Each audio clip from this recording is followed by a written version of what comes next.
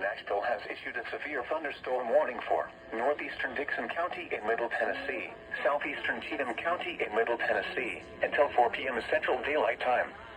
At 3:29 p.m. Central Daylight Time, a severe thunderstorm was located 7 miles north of White Bluff, or 8 miles west of Ashland City, moving east at 10 miles per hour. Hazard, 60 miles per hour wind gusts and penny-size hail. Source, radar indicated.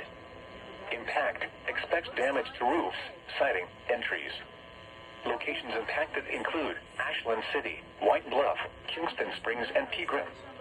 This includes Interstate 40 between mile markers 187 and 189. For your protection, move to an interior room on the lowest floor of a building.